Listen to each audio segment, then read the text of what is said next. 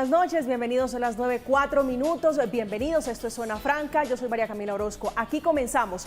El ministro de Defensa, Iván Velásquez, sorprendió hoy con la noticia de que Colombia va a suspender los bombardeos, en especial aquellos lugares donde hay menores de edad. Esta acción del nuevo gobierno no es algo nuevo. Hace 7 años, el entonces presidente de Colombia, Juan Manuel Santos, hizo el mismo anuncio. Tomó la misma decisión en el camino, allanando el camino para unos diálogos de paz con la guerrilla de las FARC.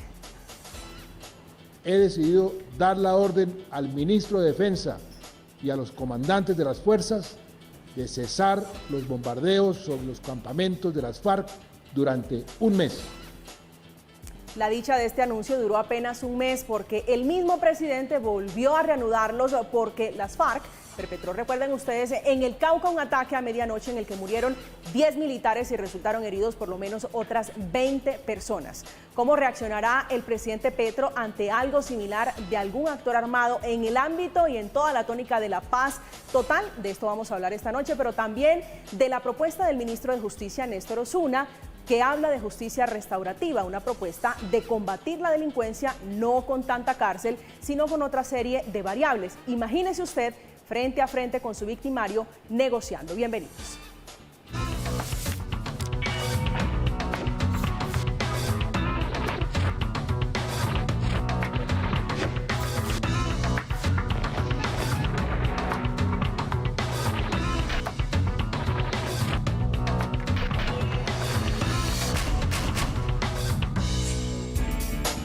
Ya son las 9:05 de la noche. Esta es una decisión que sorprende de suspender los bombardeos. Fue recibida con preocupación por el comandante de las fuerzas militares, el general Helder Giraldo, nuevo comandante de las fuerzas militares, que según podría disparar el reclutamiento forzado, que es uno de los grandes flagelos en Colombia. Dice él, abro comillas, es muy probable que utilicen esta estrategia. Por eso queremos hacer nuestras investigaciones y darles nuestras propias explicaciones al señor ministro, refiriéndose al nuevo ministro de Defensa, el ex magistrado Iván Velásquez. Esta noche está con nosotros Juan Francisco Navarrete, es abogado penalista, actualmente ejerce defensa en casos como Odebrecht, Panama Papers, la Catedral y entre otros. Doctor Navarrete, muy buenas noches y bienvenido. Muy buenas noches, muchas gracias por la invitación. Gracias, señor. Alejandro Carranza es magíster en Derecho, también tiene maestría en Estrategia y Geopolítica. Doctor Carranza, buenas noches y bienvenido. Buenas noches, Camila. Buenas noches para todos. También nos acompaña esta noche una mujer muy reconocida en el sector jurídico. Ella es penalista, la doctora Karen Yuris. Buenas noches y bienvenida. Buenas noches, muchas gracias, María Camila. Bueno, quiero comenzar con el doctor Carranza preguntándole usted cómo lee, cómo están aterrizando las posturas del nuevo ministro de Defensa, todo lo que hay alrededor de suspender no solamente bombardeos, sino operaciones militares donde haya niños, incluso uniformados. Bueno, la situación es porque debe acompasarse ese derecho internacional de los derechos humanos y el derecho internacional humanitario con la política de seguridad humana que este gobierno ha traído para Colombia. No se puede dejar solamente esa designación de que para que las operaciones militares en donde se van a hacer ataques con el elemento beta, que es como se conoce en derecho operacional esa clase de operación, se prohíban por el hecho de que hay niños dentro de un campamento. Eso tiene que ir acompañado de otras políticas porque lo que va a suceder es que se va a exacerbar el reclutamiento. Lo injusto en este caso es que hay un choque, hay una colisión entre las convenciones y el derecho internacional humanitario, inclusive con preceptos de la Constitución política que dicen que el derecho de los niños prevalece sobre el derecho de los demás, cuando se decide hacer una operación de estas a sabiendas de que ahí hay niños. Y resulta que Colombia tiene unos precedentes a nivel operacional maravillosos en donde no han fallecido niños y en donde la inteligencia militar y el derecho operacional ha hecho gala de esa protección a la vida, como la operación Jaque, no se disparó una bala, la operación Fénix, donde cae Raúl Reyes en Ecuador, la operación Sodoma con el mono Jojoy, la operación Odiseo o la operación Sol Naciente con la que cae el negro Acacio. Esta decisión del ministro lo que implica es que se mejore la inteligencia para que cuando haya menores, pues no se vaya a atacar ese derecho a la vida y ese derecho prevalente de ellos sobre los derechos de los demás. Pero la crítica grande es que eso no se puede dejar solamente en esa decisión, porque los vacíos de Estado tienen que ser cubiertos Y además también se debe lanzar un mensaje a los grupos organizados delincuenciales, y es: si ustedes utilizan los menores como parapeto, como escudos humanos para que no sean atacados, entonces ustedes también enfrentarán unas sanciones de derecho penal internacional o derecho internacional humanitario que no son negociables y que no pueden llegar a ser condonadas. Doctora Luis. Bueno, me parece muy valioso lo que acaba de decir mi colega. Quisiera agregar que es bueno, es necesario que la sociedad entienda que los niños que se encuentran en esta situación son víctimas. No podemos satanizar a los niños que han sido reclutados diciendo que ellos saben, tienen conocimiento de lo que están haciendo. En realidad todos los niños son víctimas, y en ese punto la Corte Constitucional ha sido muy enfática de que ese es el tratamiento que se les debe dar. O sea, todos los menores, aunque se piense que han sido reclutados voluntariamente y no forzadamente, siguen siendo víctimas porque no están en una edad para manifestar un consentimiento válido, no han terminado su formación y no pueden expresar esa voluntad libre de querer hacer parte de un grupo armado. Entonces es bueno que la sociedad entienda que en todo caso ellos son víctimas del conflicto y víctimas de ese reclutamiento. Ahora bien, la Corte Constitucional ha hecho mucho énfasis en la necesidad de que nuestro país honre el derecho internacional, precisamente a través de figuras como el principio de precaución. ¿En qué sentido? Ante simplemente la duda o los indicios de que pueden existir estos niños reclutados ilegalmente, hay un deber de abstención de realizar las operaciones. Si hay ese tipo de información, aunque no haya certeza, hay ese deber del Estado de tomar la precaución de no llevar a cabo el bombardeo. Sí, pero aquí no solamente se suspenden cuando hay niños, es decir, se suspenden todas las operaciones que tienen que ver con bombardeos, haya o no haya niños. Bueno, digamos que lo importante en el tema del principio de precaución, más que todo se ha aplicado en el tema de los niños, para proteger porque tienen una protección constitucional reforzada por el artículo 44, o sea, sus derechos son prevalentes en cualquier conflicto o tensión con los derechos de otras personas. Entonces, básicamente aquí es importante tener en cuenta que ese principio de precaución se refiere a esa protección de la infancia, porque se dice, es que si hay niños de por medio, es clarísimo que hay que protegerlos a ellos por un tema de dignidad humana y porque ellos se encuentran en un estado de indefensión. Y de esa manera se borran esos compromisos de derecho internacional por parte de nuestro Estado. Doctor Navarrete. Bueno, yo finalmente creo que no se ha dicho nada nuevo. Es decir, los bombardeos donde hay menores no se deben dar. Lo nuevo es decir que no va a haber bombardeos. Entonces lo que hay que establecer es cuál va a ser el mecanismo que se va a utilizar para controlar la insurgencia o a los irregulares, para llamarlos, para no darles un matiz ni de izquierda ni de derecha. Entonces, lo que creo es que está claro desde siempre y por la línea jurisprudencial de la Corte Constitucional, lo que nos signa el derecho internacional es que, como lo decía la doctora Karen, los derechos de los niños son prevalentes, hay que protegerlos. Y lo que decía el profesor Alejandro también me parece importante, ahora el problema va a ser establecer cuál es la metodología para entender que no hay niños en un campamento irregular, que no se puede bombardear, que no se puede atacar a estas personas o tratar de controlar a los insurgentes. Entonces, yo creo que lo que se debe dejar claro es no si no va a haber bombardeo, sino entonces ¿qué se va a hacer?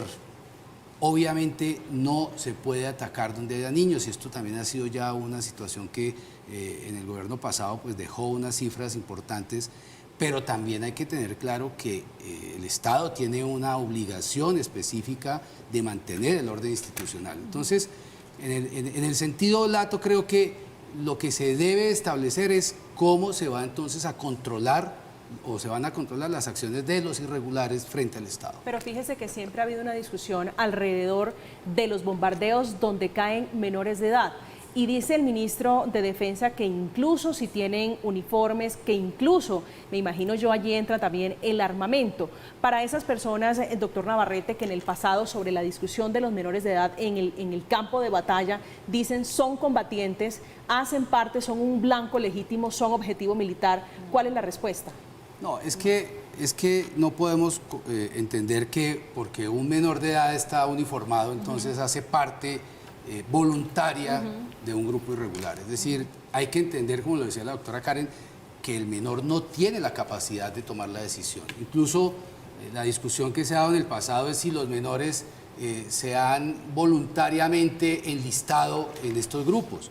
Pues es que no podemos entender que hay voluntad de un menor, pero además no podemos tampoco pretender que un menor pueda ser víctima de un ataque del Estado cuando el Estado tiene la obligación de protegerlo por línea constitucional y por línea de protección de los derechos a nivel internacional. Sí, bueno, doctor es que Carranza. ahí realmente sí, digamos, quisiera debatir un poco al respecto, porque entonces los policías, los militares que enfrenten a un menor uniformado que dispara, que tiene un entrenamiento, no lo pueden neutralizar en una operación legítima. La respuesta es que sí, porque el derecho ad bellum, el derecho de la guerra, dice que el que está uniformado, el que está disparando sin distinción de su edad, pues tiene el concepto de ser un combatiente. Pero si escuchemos al ministro de Defensa para tener ahí claridad. aplicas el principio de proporcionalidad de la fuerza. Esa es una discusión que hay que dar. Escuchemos al ministro de Defensa, doctor Carranza, para tener un poquito más de claridad a lo que él se refería cuando hablaba de los menores de edad.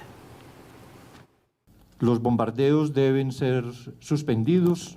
Vamos a evaluar el momento específico en que como una directriz absoluta se pueda disponer, pero hacia allá es que tenemos que tender. Ahí lo escuchó usted, doctor Carranza. Sí, efectivamente. Imagínense ustedes que el derecho internacional humanitario, el derecho de la guerra, ambos determinan cuáles son las reglas para poder utilizar la fuerza. Imaginen ustedes entonces que haya una población cercana, que se conozca que hay un tránsito de un grupo criminal que va a atacar esa población donde también hay niños. Imagínense en este caso hipotético que ese grupo criminal también tiene niños en sus fuerzas. Entonces, dentro de la guerra, el poder aéreo determina la guerra, ¿sí? Es una ventaja que se tiene estratégica en las operaciones, más en una guerra irregular con la guerrilla. ¿Qué sucede ahí? ¿Qué criterio va a tomar el ministro de Defensa si es su única opción? Neutralizarlos con un ataque beta, ¿sí? A sabiendas de que hay niños, para proteger los otros niños, o los niños que no están reclutados tienen menor valor que los reclutados. Esa dicotomía, esa discusión se define desde el derecho operacional. Por eso él decía ahí, vamos a revisar en cada evento, porque sin lugar a duda, si llega a tener un blanco legítimo, un blanco de mucho valor, un blanco que sea necesario atacar o neutralizar para garantizar la democracia, tiene que entonces acudir al derecho internacional humanitario y evaluar los daños colaterales y tener la suficiencia y aplicar la proporcionalidad para decir y explicar al país por qué lo tuvo que hacer o por qué no lo tuvo que hacer, porque en la guerra, y sobre todo la guerra colombiana, es una guerra irregular, es una guerra asimétrica. Aquí no hay condiciones como las que trae el derecho internacional humanitario. Sí, doctora Karen. Yo añadiría algo que me parece muy sabio que dice la Corte Constitucional, y es, aquí el límite es que pase lo que pase, en todo caso el Estado no puede ponerse al nivel de los grupos armados irregulares. Eso sí lo dice. O sea, ahí está como el punto de, sí, neutralización, todo lo que lo que nos ha explicado el colega, pero lo que no puede pasar es que el Estado caiga en las mismas tácticas irregulares de estos grupos. Entonces no se puede poner al nivel de los grupos irregulares. Ese es como el punto de quiebre de todo el tema. Finalmente esta doctrina es una doctrina que protege, es una doctrina nueva que están lanzando, conteste a esa política de seguridad humana. Sí, doctor Navarrete. Sí, pero a ver, profesor Alejandro, yo quiero pensar en lo siguiente. Si nosotros nos ponemos en la situación de los menores que están armados, que están entrenados, y creemos en la posibilidad de que deben ser combatidos de igual a igual, porque estamos hablando de la guerra, entonces tenemos que reconocer no solo el estado de guerra, sino que tenemos que reconocer entonces también que ellos han por uniformarse y por entrenarse, entonces han entregado su condición de prevalencia en los derechos de los menores y que tienen la capacidad de tomar la decisión de hacerlo. Es que ahí hay que tener también cuidado porque el Estado es institucional y como lo decía la doctora Karen, no podemos poner al Estado en las mismas condiciones porque el Estado tiene unos límites y tiene una delimitación constitucional, institucional, que no puede faltar a ella. De manera que ahí el tema no es fácil de entender, no ha sido fácil de entender y no ha sido fácil de controlar, pero el Estado tiene una obligación de hacerlo dentro de los límites del planteamiento del derecho internacional humanitario, de la protección de los menores, y entonces es donde se tiene que saber por qué los menores se están enlistando y se pueden enlistar en grupos irregulares. ¿Es falta de presencia del Estado? Sí. Entonces, el Estado no puede responder a su falta de presencia con acciones armadas. Doctora Karen. Sí, yo estoy muy de acuerdo con usted porque volvemos a lo mismo. O sea, nosotros tenemos como Estado que honrar compromisos de derecho internacional. O sea, el tema de los derechos del niño no está solamente en nuestra Constitución, o sea, es mucho más que eso.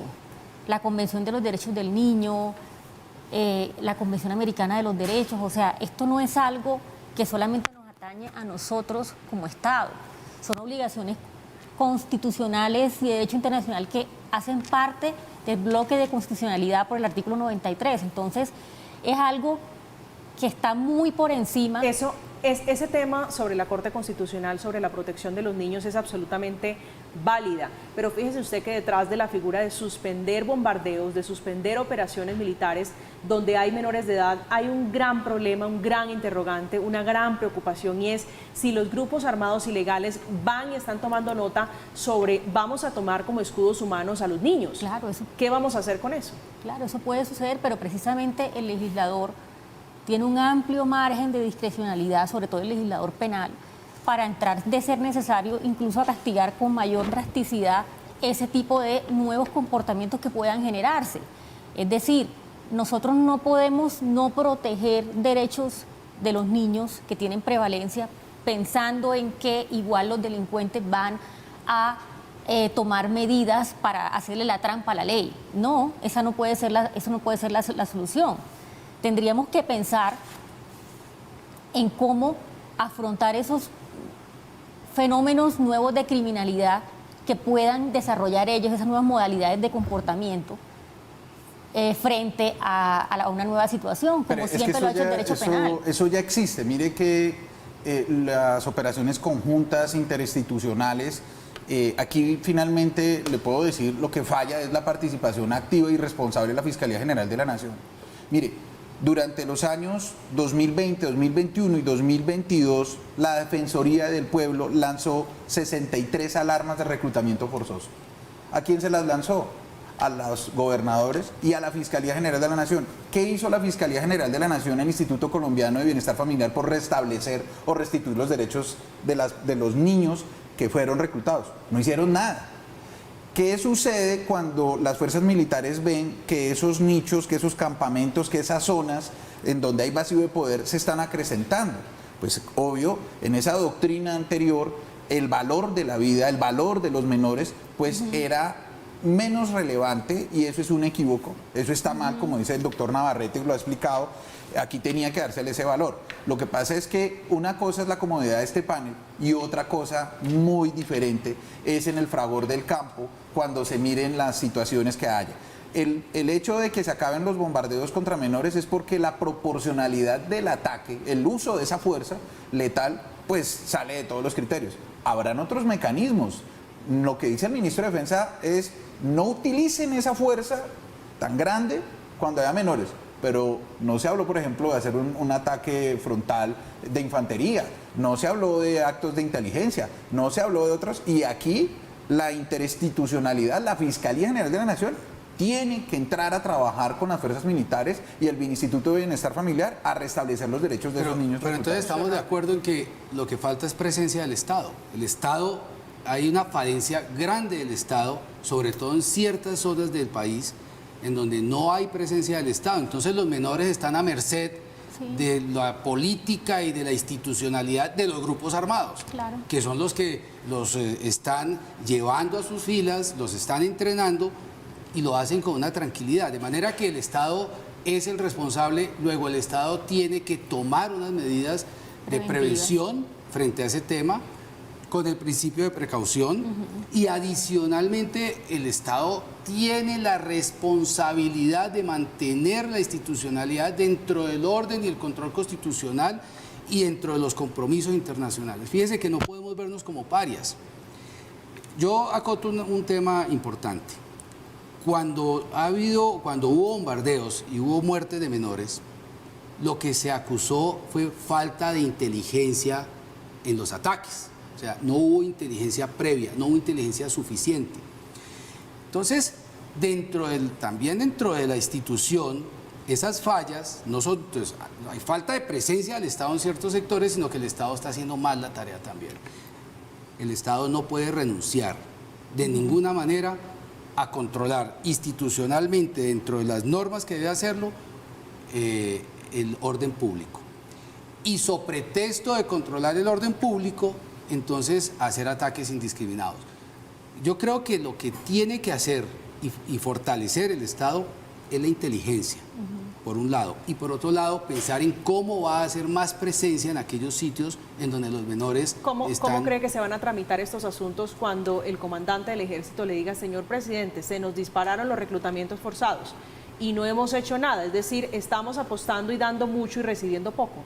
Sí, porque lo que nosotros vamos a ver y que lo están diciendo a voz entera es los grupos armados lo que van es a tomar niños, a reclutar más niños para tenerlos de escudos en los campamentos. Pero el Estado tiene que intervenir. Ahora, cada comandante, cada militar que intervenga en una operación tiene que responder por la inteligencia que recibe, porque la información que tenga sea certera. Y no pueden obedecer al instinto de la guerra, al instinto del control institucional, por encima de unos criterios de prevención, de precaución, que es el principio que debe regir estas operaciones. Pues yo creo que ellos están poniéndose la espada de Damocles. El ministro lo acaba de hacer el día de hoy. Porque recuerden que el exministro Guillermo Reyes. Dimitió cuando aceptó públicamente que no sabía que había niños en el campamento. Y entonces renunció por esa razón. Ahí se ve esa falla que dice el Pero doctor. creo que también, Sí, doctora Karen. o sea, tampoco no sé, me parece que tampoco se le puede dejar todo nada más a las Fuerzas Armadas. Creo que esto es tiene que verse como una tarea conjunta. Hay muchas entidades, está el bienestar familiar, defensoría. O sea, creo que un tema de articulación de todas las políticas públicas para prevenir este tipo de situaciones. Es no solamente, o sea, no dejárselo todo nada más al ejército que tiene que hacer todo el esfuerzo. No, también hay un bienestar familiar que tiene que, de la mano con el ejército, la fiscalía, la defensoría, hacer presencia, identificar los factores de riesgo, acercarse a las comunidades. O sea, es un trabajo conjunto. Por eso Yo es lo que- veo de Este esa contexto manera. tiene amigos y, por supuesto, grandes enemigos, que son los de la oposición, los que muy seguramente van a atravesársela en el camino al propósito de la paz total. Y digo, atravesársela en el camino con decisiones como esta que ambienta el presidente Gustavo Petro. ¿Cómo cree usted si esto llegaría a la Corte Constitucional, que le puede ir, por ejemplo, a una decisión como suspender brazos caídos, si se puede entender así, contra los grupos alzados en armas de manera ilegal? O sea, yo realmente siempre, o sea, todas las decisiones que yo leo de la Corte Constitucional es muy clara y dice, mire, aquí no hay una mayor discusión porque si son derechos de niños, está el principio pro infans, está la prevalencia, artículo 44, o sea, hay que hacer un juicio de proporcionalidad cuando se presenten tensiones, pero lo que no está en discusión es la prevalencia de los derechos de los niños, punto. Pero hay otra Es cosa decir, acá. pasa el examen de la Corte Constitucional O sea, si llegara allá. Yo pienso que sí. Sí, pero La perdón, protección del Parlamento. la Corte Constitucional ha cogobernado en los últimos 20 años. Pero es que cogobernar con el papel es muy fácil, ¿no? Entonces, tomar decisiones para que el Estado se reprima de ciertas conductas, de ciertas acciones, pero no está tampoco obligando a que el Estado nutra otras instituciones para que participen. Mire, hay un tema importante y es que definitivamente nosotros tenemos un Estado así de chiquito para 50 millones de habitantes. Pero además es que no se está declarando un armisticio, no se está diciendo que las fuerzas militares deben renunciar a su deber de garantizar la soberanía y la defensa nacional. Lo que se está diciendo únicamente es que van a medir cómo se vuelven a hacer las operaciones con ataques aéreos, con ataques, con bombardeos, que no se van a hacer con los niños pues para concatenarse y mientras no se declare un armisticio, no se declare unilateralmente un cese al fuego, las fuerzas militares tienen que actuar y no pueden bajar la frecuencia. Iba a preguntarle si esto se puede entender y leer como un cese al fuego unilateral, amplio y de manera indefinida, porque eso no tiene fecha, no tiene tiempo, es decir, en el entorno, en el contexto de paz total, ¿se puede entender como un cese al fuego unilateral? No se puede entender así y lo que han hecho el día de hoy es colocarse una medida muy grande. Porque entonces ahora van a tener que saciar los vacíos de Estado de 50 años, claro. ¿En cuántos meses? No sé, en 6, porque si en 6 meses, como tú decías ahorita, María Camila, llegan a decir, oiga, se tomaron esta población, pues la oposición, todos los que son neutrales, que son alternativos, van a llamar al ministro y le van a decir, venga, usted fue el que dijo que no hiciéramos operaciones aéreas, usted fue el que restringió ese poder aéreo y lo que hizo fue darle una ventaja a esos otros combatientes y ahora estamos perdiendo soberanía y territorio. ¿Qué va a pasar? Pues le va a pasar lo del ministro Reyes, le van a hacer su moción de censura porque dejó con esa política. Ellos tienen 6 meses para llevar el Estado, para saciar ese Estado, para llevarle educación a esos niños, para llevarle seguridad alimentaria, para saciar esa hambre multisistémica que tienen allá de seguridad, educación, salud, bueno, todo, 6 meses tienen para eso, porque esos bandidos, los delincuentes, las bandas organizadas, las disidencias, el ELN, ellos no van a descansar. Es que ese problema ha sido nuestro eterno problema, o sea, las zonas de conflicto siempre son las mismas. Los departamentos de conflicto son los mismos, entonces hoy se llaman los grupos irregulares de esta manera, mañana cambian de nombre, pero la zona es la misma, o sea, es muy triste eso, porque es la historia de nuestro país, mientras que es un vacío de poder que sigue y sigue y sigue en los mismos lugares. Doctor Navarro. Creo que hay otro problema en las declaraciones que han hecho los ministros que son desafortunadas. ¿En qué sentido?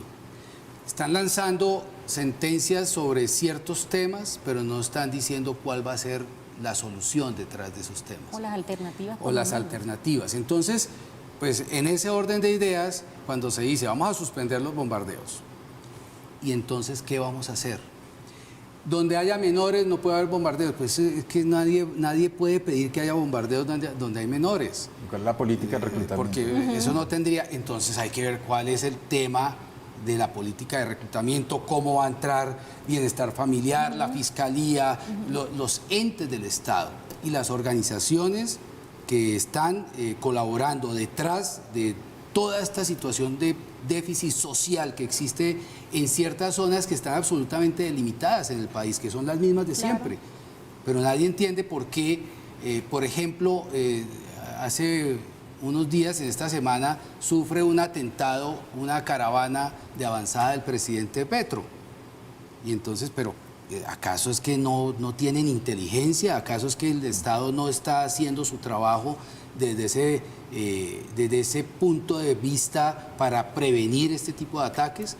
Entonces, entender que los menores son reclutados, pues eso lo tenemos claro. Que los menores no pueden ser atacados, eso lo tenemos claro. Ahora, el problema es, díganos, ¿cómo va a hacer para prevenir esa situación? Estas son las autopistas para el concepto de paz total. Faltan los detalles de carpintería, los detalles finales para saber cómo va a ser la solución final a un conflicto tan intenso que no ha cesado incluso después de haber firmado la paz con la guerrilla de las FARC. Según cifras, hablando de reclutamiento, según cifras del Instituto Colombiano de Bienestar Familiar, a finales del mes de agosto de este año, 110 menores que fueron víctimas de este delito, reclutamiento forzado, fueron recuperados este año. año por las fuerzas militares, cifras que representan casi el 60% del total que fueron atendidos en el 2021, cuando fueron recuperados 180 menores, y el 70% de los recuperados en el 2020, que fueron 144. Estamos en Zona Franca, son las 9:33 de la noche. Vamos a hacer una pausa. Al regreso vamos a hablar de otro ministro, el ministro de Justicia, Osuna, que también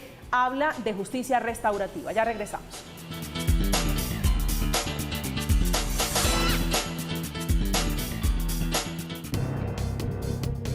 Ya regresa Zona Franca.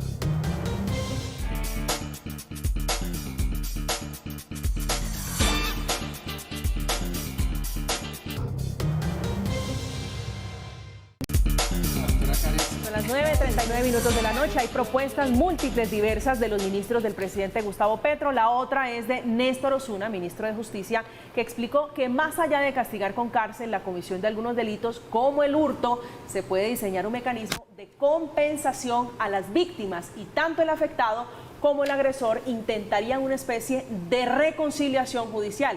Imagínese usted face to face, cara a cara con su victimario, negociando. Doctor Navarrete, ¿cómo le suena eso? A ver, yo creo que la propuesta del ministro Osuna, yo lo he dicho que es cándida, porque es que un ministro no puede dar un ejemplo que después todos tengamos que salir a interpretarlo, a ver qué fue lo que quiso decir realmente. El ejemplo de él fue el del celular. El ejemplo del celular, que entonces que le roban un celular y que entonces después lo recuperan o le dan uno nuevo. ¿De dónde el ladrón saca uno nuevo Y para dárselo? le pagan y después le paga 6 meses de la cuota de manejo del celular. La justicia restaurativa en Colombia existe, está desde el sistema anterior mixto, está en el Código Penal, que es desde el 2000, y está en la Ley 906 de 2004, artículo 518 y siguientes del Código de la Ley 906. El sistema de justicia restaurativa está previsto para cuando la lesión a la víctima solo afecta su esfera privada. Cuando afecta un delito, afecta bienes del Estado o afecta socialmente, entonces el Estado tiene que intervenir de oficio. Yo creo que, repito, cuando se hace una propuesta y hay que reinterpretarla de 1000 formas, hay que tratar de entenderla, pues lo que estamos pensando es que es una propuesta que no está bien pensada. Si lo que el ministro quiso decir, esto estoy interpretándolo, es que quiere ampliar el espectro de la justicia restaurativa, eso ha debido decirlo de esa forma y no con un ejemplo que ha llamado a confusión. No, es a que todo el mundo. el ejemplo, doctor Carranza, del celular es maravilloso, porque fíjese usted que en cerca de un 80% es el delito que más afecta a la gente. Es decir, más allá de que aquí haya escándalos de corrupción, delitos de cuello blanco, el hurto a la gente que va en la calle y le quitan el celular es el de mayor impacto. Sí, pero mire, yo, digamos, me opongo a lo que dice aquí el profesor por una razón. Es que eso ya existe. La ley 1826 del 2017 estableció unos mecanismos alternativos para terminar los procesos penales antes de que nazcan. Existe en este momento para el hurto agravado, la discriminación, el abuso de confianza, la estafa, para una serie de delitos que son llamados como delitos de poca monta o delitos bagatela. Los menores. Los menores, que son los de mayor, digamos, los más populares. Esos delitos actualmente, María Camila, si nos llegan a robar el celular, llevan al victimario. Antes de arrancar, nos sientan a conciliar, porque la conciliación es un mecanismo y termina el proceso. Y en la conciliación puede pasar lo que dijo el ministro Osuna. Uno le puede decir al ladrón, bueno, pida perdón, arrepiéntase, dígame cómo lo va a hacer, págueme el celular y págueme 6 meses de factura. Y esa conciliación es válida, es restaurativa. Eso es en Narnia, pero en Colombia, le roban el celular y de regalo le dan 2 o 3 puñaladas. Es decir, no les basta con robar el celular, sino que además hay lesiones. En ese caso, ¿cómo funcionaría según lo que está explicando el ministro Osuna? Ahí no funciona porque esa clase de hurto, con las lesiones, impiden que se utilice el sistema penal abreviado. No permite que haya esa clase de conciliación en esa casa. Esto es solamente para los delitos en donde no hay esas lesiones, donde las lesiones no pasan de 30 días además, y ya existen. Es que en este momento los abogados sabemos que si una persona comete un delito menor, va y lo repara, hace la conciliación, pide perdón, y se va. El tema del debate de fondo aquí, yo quiero decirle cuál es. Y es que nosotros tenemos una justicia retributiva que ha fracasado históricamente. Nosotros tenemos un sistema penal copiado por retazos de un montón de partes del mundo que no funciona para la idiosincrasia colombiana, que no funciona para las realidades delincuenciales que nosotros vivimos. Esa es la verdad. Entonces, esto que dice el ministro Osuna hoy en día es un mensaje de lo que debería apuntar el Estado, y es: hagamos una justicia nuestra. Venga, los delitos que son menores, conciliémoslos. Los delitos que causan daños patrimoniales grandes, hay que darle otras penas, porque es que recuerde, María Camila, que en este momento, y desde hace muchos años, desde el 98, me corrige, profesor, sí, el estado de cosa inconstitucional en el que se encuentra el sistema penitenciario. Entonces, no tenemos una justicia retributiva que es capaz de corregir al victimario y restablecerlo para ponerlo en la sociedad. Antes salen peores. Sí, pero entonces la solución, doctora Karen, es: saquemos a todos a la cárcel, al que roba mucho y al que roba poquito. No, es que no es saquemos a todos, porque como lo ha dicho el colega, hay diferencias. O sea, no es que todo se va a ir o se va a resolver mediante la justicia restaurativa, porque no es cierto. Se está proponiendo precisamente frente a delitos menores que no entrañen, por ejemplo, un ataque violento a la víctima. Ese tipo de cosas, o sea, no es la solución para todo, porque no puede serlo, porque, a ver, o sea, en el Código Penal hay muchos bienes jurídicos, o se garantizan muchos bienes jurídicos, unos más importantes que otros. La vida es más importante que el patrimonio, por ejemplo. Le voy a hacer una Entonces, pregunta. la respuesta... Usted elige si me la quiere responder, doctora Yuris. ¿Usted ha sido víctima de robo? Sí. ¿Le han robado alguna vez el celular? Sí. ¿Cómo se repara la sensación de inseguridad, la sensación de zozobra que provoca y que genera un episodio como esos? Es decir, ¿dejamos libre a las personas para que a la vuelta de la esquina salgan y sigan robando? Es decir, ¿eso es hacia allá, hacia donde vamos? Es que yo no lo pondría en esos términos. Siempre o cualquier víctima de un delito va a tener una zozobra, una sensación de inseguridad. Eso es algo que es inevitable. Lo que pasa es que no se soluciona el problema si la persona la mandan a la cárcel, se genera más hacinamiento carcelario, yo no recuperé tampoco el celular, cero. Entonces, bueno, además de la angustia, la tristeza, ya se perdió. Mientras que si esa persona me reintegra a mí el celular y me pide perdón y me pide una disculpa, pues al menos recuperé mi celular. Y de pronto, no sé, esa persona me dijo: me lo robé porque no tenía comida en mi casa y no sé, cualquier cosa. Pero yo puedo ponerme de acuerdo con ella, conocerlo y llegar a un acuerdo sobre un tema que a mí me causa tristeza, pero que se puede solucionar de esa manera y no mandando a esa persona a la cárcel y aumentando el problema penitenciario que tenemos, que es muy grande y que definitivamente, o sea, ya la Fiscalía este año en mayo sacó la resolución y el manual de mediación, reconociendo, si uno mira el manual, dice la Fiscalía: mire, ya se hizo el estudio del plan, del estudio de las cárceles, y ya definitivamente ya no damos más abasto. Por eso hay que sacar este manual y por eso hay que explicar toda la figura, hay que desarrollarla, porque ya la figura estaba dentro del código, pero hay que hacer todo para que esto funcione, además de la conciliación que ya venía funcionando, porque con la mediación no se había reglamentado a pesar de que existía, pero es reconociendo que definitivamente lo otro no funciona, o sea, mandar a todo el mundo a la cárcel por todo y otra cosa, aumentar las penas, porque ese es otro problema que tenemos. O sea, a ver, se quiere implementar una justicia restaurativa, pero va a ser difícil por una razón, y es porque el límite punitivo son 5 años, o sea, el mínimo de la pena para poder, por ejemplo, aplicar la mediación son 5 años. Entonces, si ya el mínimo sobrepasa esos 5 años, ya la mediación no extingue la acción penal, sino solamente tiene unos efectos sobre la dosificación de la pena, sobre la ejecución de la pena. Entonces, pero ¿por qué pasa eso? Porque si nosotros miramos, todas las intervenciones que ha tenido el Código Penal ha sido aumentar y aumentar las penas, porque se le vende a la sociedad la idea de que aumentando las penas estamos solucionando. Claro, sí. Por eso. Entonces no estamos resolviendo absolutamente nada. Y ustedes, no sé, me dirán si estoy en un error. Doctor Navarrete, ¿usted qué piensa? Yo lo que veo es que, y todo el día lo he escuchado, un esfuerzo ingente de todos los abogados por explicar la propuesta del ministro. O sea, eso significa que fue una propuesta pobre o por lo menos improvisada. Es que, a ver, en el Código Penal, en el Código de Procedimiento Penal, la Ley 906 de 2004, existe también el principio de oportunidad. Al menos 10 de las causales permiten extrapolar el concepto de negociación con respecto a los imputados o con respecto a las personas que cometen los delitos y llevarlo a efectos de no aplicación o no ejercicio de la acción penal, o por lo menos de suspensión del ejercicio. La mediación, después de 20 años, entonces ahora sí la estamos implementando. Volvemos a lo mismo. Hay que hablar es eficiencia del Estado.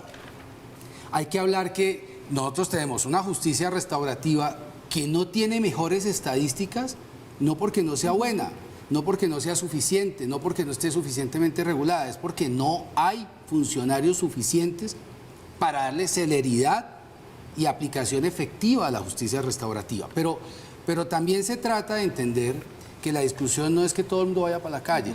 Hay que poner, digamos, dos puntos de vista claros acá. El uno es que el populismo penal y la cárcel no funciona, y eso está claro a nivel del derecho penal contemporáneo. Exacto, es puro populismo penal. Y lo otro es que existen mecanismos alternativos. Entonces, si lo que no queremos es que los delincuentes se queden sin un castigo, pues establezcamos cuál es la metodología entonces de la sanción. La sanción no es solamente la cárcel. Entonces decimos, no, es que todo el mundo en la cárcel, nosotros no podemos ser carceleros. No, es que el Estado no debe ser carcelero. Pero tampoco todo lo podemos solucionar. ¿Cómo evitamos esa puerta giratoria? Es decir, hoy me capturan, me presentan ante un juez y salgo libre porque pagué. Pero entonces lo que tenemos es que implementar, mecanismos que funcionen. Es que las cárceles, por ejemplo, también se habló de que no vamos a hacer más cárceles. Hombre, llevamos en un estado inconstitucional de cosas que da vergüenza hablar, da vergüenza decir, exigirle al Estado, internacionalmente exigir también que el Estado se mantenga dentro de unos parámetros de la Constitución y reconocer que tenemos un Estado inconstitucional de cosas. Perdón, pero es que mire, finalmente hay una cosa que debe quedar clara con el concepto de justicia restaurativa y que se opone a ese viejo, anacrónico y fracasado modelo de justicia retributiva. ¿Cuál es? En la justicia retributiva se busca ese oculum pro oculum, dentem pro dente, ¿no? Que si usted me mató, entonces yo le mato uno a usted, un ojo por ojo. La ley del talión. Y eso jamás repara a la víctima. Muy importante eso. Es que por eso le decía que el mensaje final acá es de que al fin logremos hacer una justicia a la colombiana y para colombianos. No una justicia copiada de Europa o de Estados Unidos, implementada aquí con toda la crisis y la catarsis que significa hacer justicia. Cuando se habla de justicia restaurativa se habla de un personaje especial en el proceso. Pero es que tenemos unas deficiencias nosotros que consideramos a la víctima no como sujeto procesal, sino como un interviniente especial. La justicia restaurativa gira en torno y nace de la víctima. Y lo que busca esta justicia restaurativa es que las víctimas no guarden odio, que las víctimas no se vuelvan victimarios en el futuro, que las víctimas puedan encontrar la promesa del contrato social de derecho que le dice que tiene derecho a la vida, a la propiedad, a la seguridad, a la tranquilidad, porque la justicia retributiva no fue capaz de darnos Pero se lo eso. quiero plantear de la siguiente manera, porque lo he escuchado y creo que es válida la pregunta. ¿Cómo hacer que esto no se convierta en la justicia de Ruana? Se lo planteaba hace unos instantes, si yo pago, entonces yo salgo. Resulta que es que la justicia restaurativa no exige solamente la reparación material. La justicia restaurativa exige la garantía de no repetición, para que la víctima logre entender que fue atacada, que sus derechos fueron vulnerados, pero que no va a volver a pasar, por lo menos de esa persona. Entonces esa persona debe repararle, y por eso es que el ministro Zuna hablaba, y páguele 6 meses, para que usted, en el ejercicio hipotético, usted vea lo que es pagar ese celular, trabaje para restaurar a esa víctima, la víctima sienta, me lo robó, me pagó 6 meses. No el ojo por ojo, sino el compromiso de que no va a volver a pasar. Me da pena insistirle, doctor Carranza, en el ejemplo, pero creo que puesto por el ministro Osuna, es absolutamente válido ir desmenuzándolo. Si hoy me roban el celular y resulta que yo voy y pacto con mi victimario, que le ofrezco, le recibo el perdón, me da un nuevo celular y se compromete a pagarme la factura durante 6 meses y resulta que en el segundo mes se colgó y el tercer mes tampoco me pagó.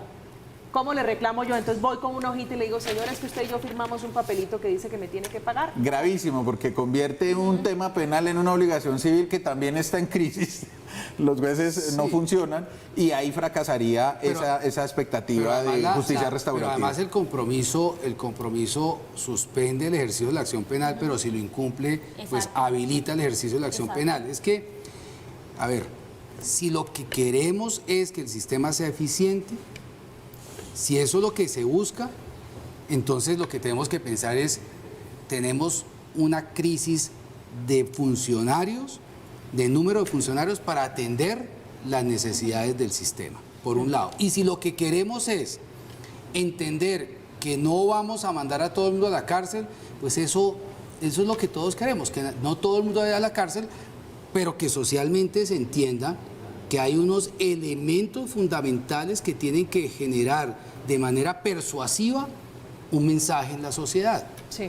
Entonces, por eso, cuando se dice que es cándido el ejemplo, pues el ejemplo puede ser muy bien intencionado, pero no está revelando lo que sería la solución a la crisis que tenemos nosotros en el sistema penitenciario. Hay que tener en cuenta algo, y es que a nadie lo van a obligar a llevar a cabo un acuerdo de justicia restaurativa, o sea, eso no es así. Eso parte de la voluntad, porque el Código Penal y la reglamentación de la Fiscalía, la reciente reglamentación de la Fiscalía dice, es voluntario, o sea, parte de una propuesta que le hace el victimario a la víctima, incluso la víctima, el victimario también la puede hacer, pero es voluntario.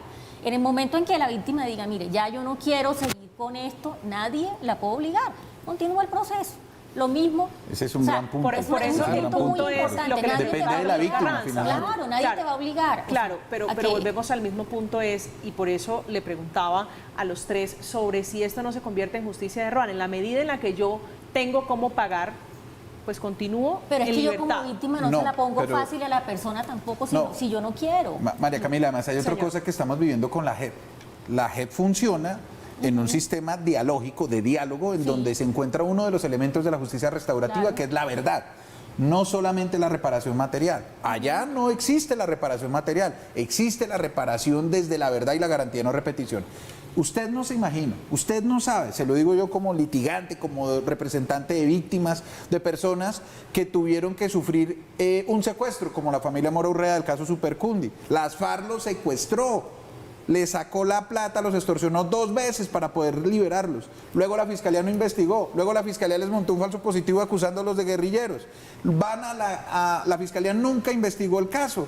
Ellos quedaron afectadísimos con ese tema. Van a la JEP y en la JEP resulta que aparecen todos los que participaron y les dicen, sí, vea, fuimos nosotros, fue así, pagaron tanto, fue con fulano, el conductor fue sutano.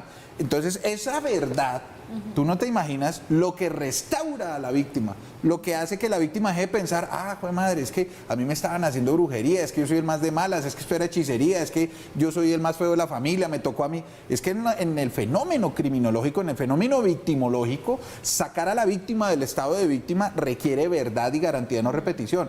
Eso es lo que busca una nueva doctrina de justicia restaurativa, porque en el tema del celular se lo voy a multiplicar por miles de millones. Tapias. Tapias fue condenado por peculado. Tapias le hizo daño a la sociedad. Él supuestamente cumplió la pena dentro de esa justicia retributiva por el carrusel. ¿Y qué pasó? Sí. Salió y volvió y nos hizo exactamente lo mismo. Claro, y en ese universo de personas que están opinando de esta, que es una iniciativa que apenas está comenzando, se conocen algunos detalles, hay penalistas muy respetados que están opinando, hablando de cómo se imaginan que sería esa justicia restaurativa. Ahora, hay un inconveniente. A pesar de que es acertada, no es novedosa.